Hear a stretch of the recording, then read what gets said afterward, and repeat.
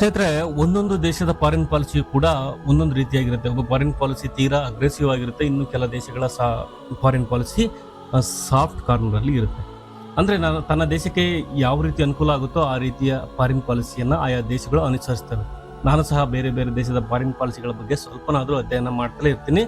ಈಗಿನ ಟ್ರಂಪ್ ಸರ್ಕಾರ ಅಂತ ಕೆಟ್ಟ ಕೊಳಕು ಪಾಲಿಸಿಯನ್ನ ನಾನು ಹಿಂದೆ ಎಂದೂ ಕೂಡ ನೋಡಿಲ್ಲ, ನೋಡೋದಕ್ಕೂ ಕೂಡ ಸಿಗೋದಿಲ್ಲ. ತುಗ್ಲಕ್ ಹೇಗೆ ತನ್ನ ಸತ್ತು ಶತಮಾನಗಳ ಕಳೆದು ಹೋದ್ರೂ ಕೂಡ ಇವತ್ತಿಗೂ ಅವನ್ನ ನೆನಪು ಮಾಡ್ಕೊಳ್ತೀವಲ್ಲ, ಈತನ ಆಡಳಿತವನ್ನ ಅದೇ ರೀತಿಯಾಗಿ ಟ್ರಂಪ್ ಕೂಡ ಇತಿಹಾಸ ಪುಟಗಳಲ್ಲಿ ಅಜರಾಮರವಾಗಿ ಉಳಿತಾರೆ. ಯಾಕಂದ್ರೆ ತನ್ನ ಕೆಟ್ಟ ಫಾರಿನ್ ಪಾಲಿಸಿಯ ಕಾರಣದಿಂದಾಗಿ ಟ್ರಂಪ್ ಯಾವುದೇ ರೀತಿಯಲ್ಲೂ ಕೂಡ ಹಿಂದೆ ಮುಂದೆ ಯೋಚನೆ ಮಾಡದೆ ಕ್ರಮವನ್ನ ಕೈಗೊಳ್ತಾ ಇರುವಂತಹ ನಿರ್ಧಾರಗಳು ಅಮೆರಿಕದ ಪಾಲಿಗೆ ದುಸ್ವಪ್ನವಾಗಿ ಕಾಡುತ್ತೆ. ಇದು 1000 ಪಟ್ಟು ಸತ್ಯ ಆಗುತ್ತೆ. ಟ್ರಂಪ್ ಈಗ ಭಾರತದ ಪರವಾಗಿಲ್ಲ, ಅದಕ್ಕೋಸ್ಕರ ನಾವು ಏನು ದ್ವೇಷ ಮಾಡ್ತೀವಿ ಅಂತಲ್ಲ.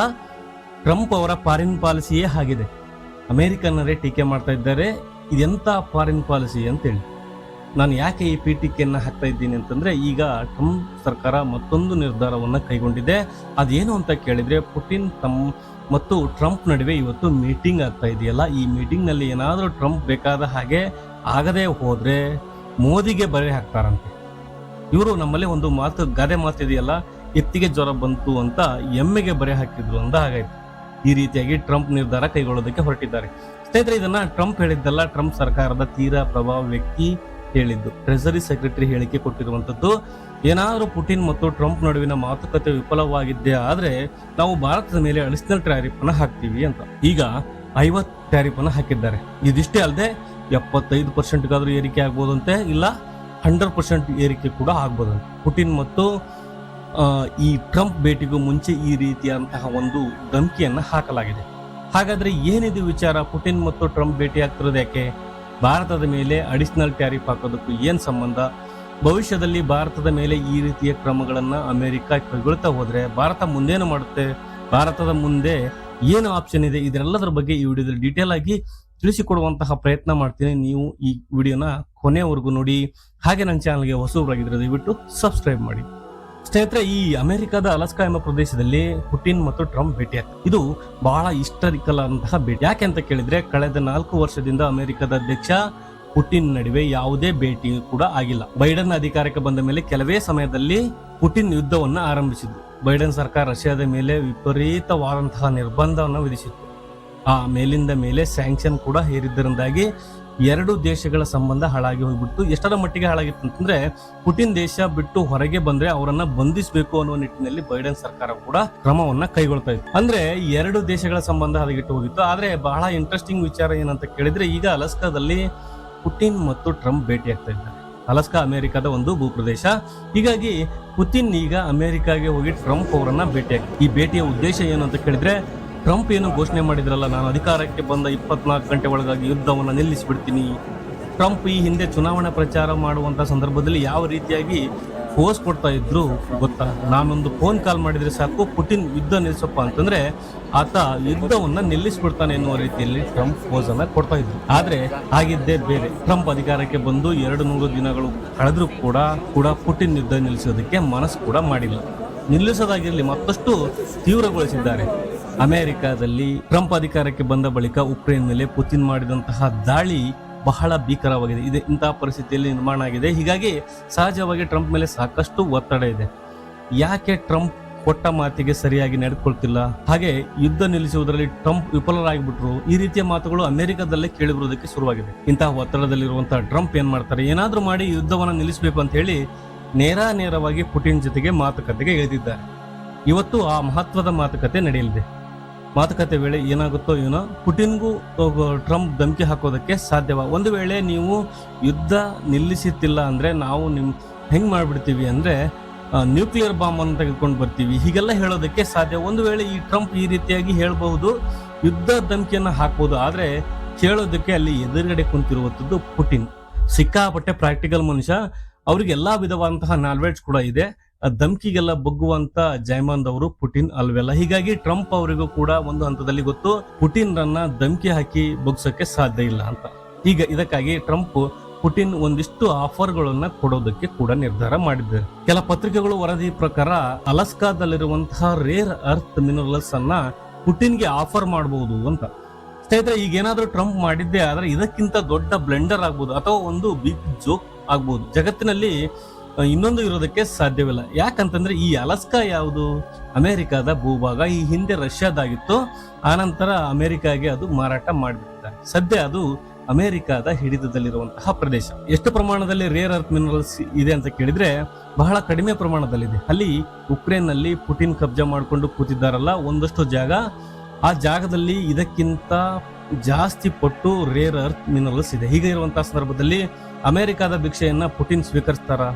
ಅದು ಅಲ್ಲದೆ ಈ ಟ್ರಂಪ್ ಜೊತೆಗೆ ವ್ಯವಹಾರ ಮಾಡೋದಕ್ಕಾದ್ರೂ ಸಾಧ್ಯ ಇದೆಯಾ? ಇದೆಲ್ಲ ಪುಟಿನ್ಗೆ ತುಂಬಾ ಚೆನ್ನಾಗಿ ಗೊತ್ತಿದೆ. ಈಗೇನೋ ಅಗ್ರಿಮೆಂಟ್ ಆಗುತ್ತೆ, ನಾಳೆ ಯುದ್ಧ ನಿಲ್ಲಿಸಿದ ಬಳಿಕ ಟ್ರಂಪ್ ಉಲ್ಟಾ ಹೊಡಿಬಹುದು. ಯಾಕೆ ಅಂತ ಕೇಳಿದ್ರೆ ಈ ಟ್ರಂಪ್ ವಿಚಾರದಲ್ಲಿ ಯಾವುದೇ ಗ್ಯಾರಂಟಿಗಳಿಲ್ಲ. ಎಂಥ ಸಂದರ್ಭದಲ್ಲಿ ಪುಟಿನ್ ಅಂತಹ ನೆಗೋಸಿಯೇಷನ್ ಒಪ್ಪುವಂತ ಸಾಧ್ಯತೆಗಳು ಇಲ್ಲ. ಜಿಯೋ ಪೊಲಿಟಿಕಲ್ ಎಕ್ಸ್ಪರ್ಟ್ ಮಾತಾಡ್ತಾ ಇದ್ದಾರೆ. ಇದರ ಜೊತೆಗೆ ಟ್ರಂಪ್ ಸ್ವತಃ ಹೇಳಿಕೆ ಕೊಟ್ಟಿದ್ದಾರೆ, ನಾನು ಪುಟಿನ್ಗೆ ಲ್ಯಾಂಡ್ ಸ್ವಾಪಿಂಗ್ ಬಗ್ಗೆ ಆಫರ್ ಮಾಡ್ತೀನಿ ಅಂತ. ಅಂದ್ರೆ ಉಕ್ರೇನ್ ನಲ್ಲಿ ಬಹಳ ಪ್ರದೇಶವನ್ನು ಈಗಾಗಲೇ ರಷ್ಯಾ ವಶಕ್ಕೆ ಪಡೆದಿದೆಯಲ್ಲ, ಇದರಲ್ಲಿ ಪುಟಿನ್ ಸ್ವಲ್ಪ ಜಾಗವನ್ನ ಬಿಟ್ಟುಕೊಡೋದು. ಇದಕ್ಕೆ ಬದಲಾಗಿ ಉಕ್ರೇನ್ನ ಬೇರೆ ಭಾಗಗಳನ್ನ ಬಿಟ್ಟುಕೊಡುವಂಥದ್ದು ಇಂಥ ಟ್ರಂಪ್ ಅವರ ಪ್ಲಾನ್. ಇದಕ್ಕೆ ಟ್ರಂಪ್ ಏನು ಕಾರಣ ಕೊಟ್ಟಿದ್ದಾರೆ ಗೊತ್ತಾ? ಪುಟಿನ್ ಕೆಲ ಸಮುದ್ರ ತೀರ ಪ್ರದೇಶಗಳನ್ನೆಲ್ಲ ವಶಕ್ಕೆ ಪಡೆದುಬಿಟ್ಟಿದ್ದಾರೆ. ಅದು ಸಿಕ್ಕಾಪಟ್ಟೆ ಇಂಪಾರ್ಟೆಂಟ್ ಆದಂತಹ ಪ್ರದೇಶ, ಅಂದ್ರೆ ಅಲ್ಲಿ ಸ್ಟ್ರಾಟಜಿಕಲಿ ಇಂಪಾರ್ಟೆಂಟ್ ಪ್ರದೇಶ ಅಂತ ಇಲ್ಲಿ ಟ್ರಂಪ್ ಹೇಳ್ತಾ ಇದ್ದಾರೆ. ವ್ಯಾಪಾರ ದೃಷ್ಟಿಯಿಂದ ಅದು ತೀರಾ ಬೆಲೆ ಬಾಳುವಂತಹ ಪ್ರದೇಶ. ಹೀಗಾಗಿ ಅದನ್ನೆಲ್ಲ ವಶಕ್ಕೆ ಪಡೆದ್ಬಿಟ್ಟು ಉಕ್ರೇನ್ ಒಂದಷ್ಟು ಬಂಜರ್ ಭೂಮಿಯನ್ನ ಪುಟಿನ್ಗೆ ಬಿಟ್ಟು ಕೊಡುವ ಆಫರ್ ಮಾಡುವ ಸುಳಿವನ್ನು ಕೂಡ ಟ್ರಂಪ್ ಕೊಟ್ಟಿದ್ದಾರೆ. ಇಲ್ಲಿ ಟ್ರಂಪ್ ಒಂದು ವಿಚಾರವನ್ನ ಮಾಡ್ತಿದ್ದಾರೆ ಅಂತ ಅನ್ಸುತ್ತೆ.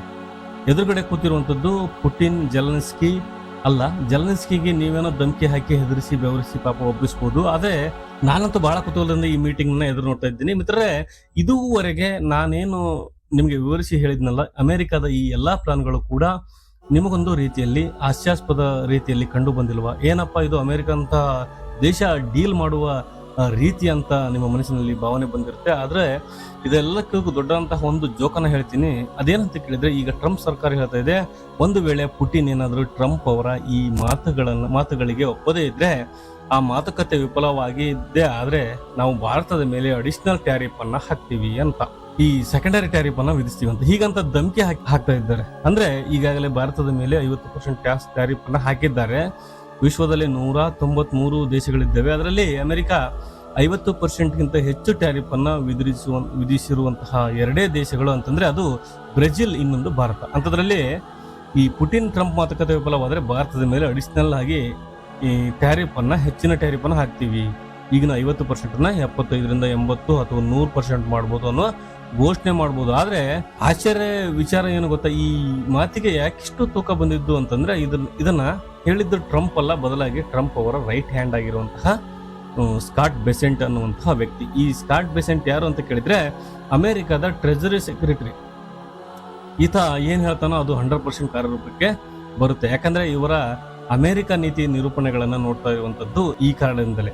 ಟ್ರಂಪ್ ತನ್ನ ಟ್ರೂ ಸೋಷಿಯಲ್ ನಲ್ಲಿ ಕೂಡ ಘೋಷಣೆ ಮಾಡಿರೋದು ಕೆಲವೊಂದು ಜಾರಿಗೆ ಬರದೇ ಹೋಗಿಬಹುದು. ಆದ್ರೆ ಈ ಟ್ರೆಜರಿ ಸೆಕ್ರೆಟರಿ ಈ ಸ್ಕಾಟ್ ಬೆಸೆಂಟ್ ಹೇಳ್ತಾನಲ್ಲ, ಇದು 100% ಜಾರಿಗೆ ಬಂದೇ ಬರುತ್ತೆ. ಈತ ಇತ್ತೀಚೆಗೆ ಒಂದು ಇಂಟರ್ವ್ಯೂ ಕೊಡುವಂತ ಸಂದರ್ಭದಲ್ಲಿ ಹೇಳಿದ್ದ, ರಷ್ಯಾ ರಾಜಿ ಸಂಧಾನಕ್ಕೆ ಒಪ್ಪದೇ ಇದ್ರೆ ಭಾರತದ ಮೇಲೆ ಅಡಿಷನಲ್ ಆಗಿ ನಾವು ಹೆಚ್ಚು ಟ್ಯಾರಿಫ್ ಅನ್ನ ಹಾಕ್ತೀವಿ ಅಂತ.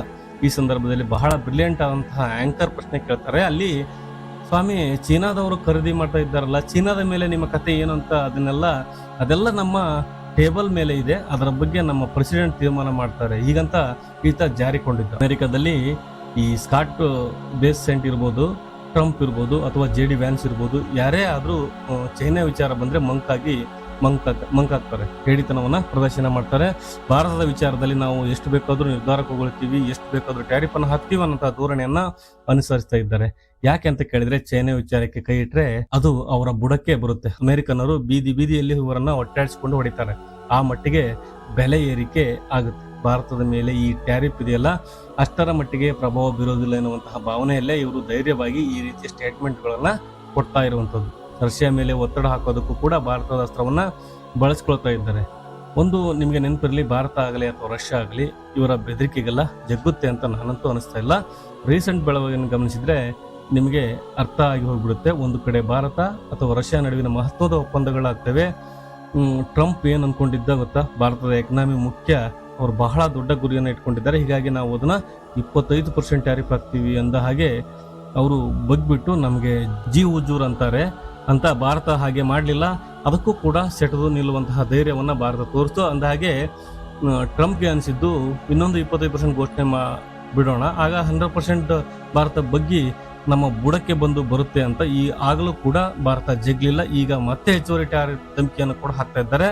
ಸ್ನೇಹಿತರೆ, ಭಾರತ ಬಗ್ಗುವಂತ ಲಕ್ಷಣಗಳೇ ಕಾಣ್ತಾ ಇಲ್ಲ. ಯಾಕೆ ಈ ಮಾತನ್ನ ಹೇಳ್ತಾ ಇದ್ದೀನಿ ಅಂದ್ರೆ, ಟ್ರಂಪ್ ಈ ರೀತಿಯಾಗಿ ಟ್ಯಾರಿಫ್ ಆಗ್ತಾ ಇದ್ದಾರಲ್ಲ, ಇನ್ನೊಂದು ಕಡೆ ಭಾರತ ಮತ್ತು ರಷ್ಯಾದ ನಡುವೆ ಹಲವು ಮಹತ್ವದ ಒಪ್ಪಂದಗಳಾಗ್ತಾ ಇವೆ. ಈಗಾಗಲೇ ಅಲ್ಲಿ ಈ ಫರ್ಟಿಲೈಸರ್ಸ್, ರೈಲ್ವೆ ಟೆಕ್ನಾಲಜಿ ಸೇರಿದಂತೆ ಹಲವು ಕ್ಷೇತ್ರಗಳಲ್ಲಿ ಒಪ್ಪಂದ ಕೂಡ ಏರ್ಪಟ್ಟಿದೆ. ಇದು ಇತ್ತೀಚೆಗೆ ಆದಂತಹ ಒಪ್ಪಂದ. ಟ್ರಂಪ್ ಈ ರೀತಿಯಾಗಿ ಧಮಕಿ ಹಾಕಿದ ಬಳಿಕ ಆದಂತಹ ಒಪ್ಪಂದಗಳು. ಇದಿಷ್ಟು ಮಾತ್ರ ಅಲ್ಲ, ಭಾರತ ಭದ್ರತಾ ಸಲಹೆಗಾರ ರಷ್ಯಾಗೆ ಭೇಟಿ ಕೊಡ್ತಾರೆ. ರಷ್ಯಾದ ಅಧ್ಯಕ್ಷ ಪುಟಿನ್ ಅನ್ನ ಭೇಟಿಯಾಗಿ ಭಾರತಕ್ಕೆ ಬರುವಂತೆ ಆಹ್ವಾನ ಕೂಡ ಕೊಡ್ತಾರೆ. ಪುಟಿನ್ ಅದನ್ನು ಒಪ್ಕೊಳ್ತಾರೆ. ಎರಡು ದೇಶಗಳ ನಡುವೆ ಮಹತ್ವದ ಮಾತುಕತೆಗಳಾಗ್ತವೆ.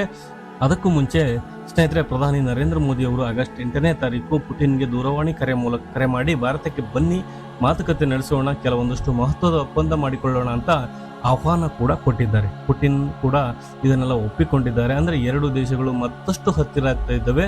ಅಮೆರಿಕದ ಪ್ರಯತ್ನದಿಂದ ದೂರ ಆಗ್ತಾ ಇಲ್ಲ. ಇದರ ಜೊತೆಗೆ ಭಾರತದ ವಿದೇಶಾಂಗ ಮಂತ್ರಿ ಎಸ್ ಜೈಶಂಕರ್ ರಷ್ಯಾ ಪ್ರವಾಸ ನಿಗದಿಯಾಗಿದೆ. ಅಂದ್ರೆ ಇದರಿಂದ ಏನು ಕ್ಲಿಯರ್ ಮೆಸೇಜ್ ಸಿಗ್ತಾ ಇದೆ ಅಂದ್ರೆ, ಅಮೆರಿಕ ಎಷ್ಟೇ ಧಮಕಿ ಹಾಕಿದ್ರು ಕೂಡ ನಿಮ್ಮ ಧಮಕಿಗೆಲ್ಲ ನಾವು ಬಗ್ಗೋದಿಲ್ಲ, ನಮ್ಮ ಇಂಟ್ರೆಸ್ಟ್ಗೆ ನಾವು ಅನುಸಾರವಾಗಿ ನಾವು ಕೆಲಸವನ್ನ ಮಾಡ್ತೀವಿ ಅನ್ನೋಂತಹ ಕ್ಲಿಯರ್ ಮೆಸೇಜ್ ಅನ್ನ ಅಮೆರಿಕಾಗೆ ಭಾರತ ಕೊಡ್ತಾ ಇದೆ. ಇನ್ನು ಸ್ನೇಹಿತರೆ, ಅಮೆರಿಕಾದಲ್ಲಿ ಆಗಿರುವಂತಹ ಈ ಬೆಳವಣಿಗೆಗಳು, ಭಾರತದ ಬಗ್ಗಿನ ಅಮೆರಿಕದ ಧೋರಣೆ, ಇದೆಲ್ಲ ವಿಚಾರಗಳ ಕುರಿತು ನಿಮ್ಮ ಅನಿಸಿಕೆಯನ್ನ, ಅಭಿಪ್ರಾಯವನ್ನ ಕಮೆಂಟ್ ಮಾಡುವ ಮೂಲಕ ನಮಗೆ ತಿಳಿಸಿ. ಹಾಗೆ ನಿಮಗೆ ಈ ವಿಡಿಯೋ ಇಷ್ಟ ಆದರೆ ಲೈಕ್ ಮಾಡಿ. ಹಾಗೆ ನನ್ನ ಚಾನಲ್ಗೆ ಹೊಸಬರಾಗಿದ್ರೆ ದಯವಿಟ್ಟು ಸಬ್ಸ್ಕ್ರೈಬ್ ಮಾಡಿ ಅಂತ ಹೇಳ್ತಾ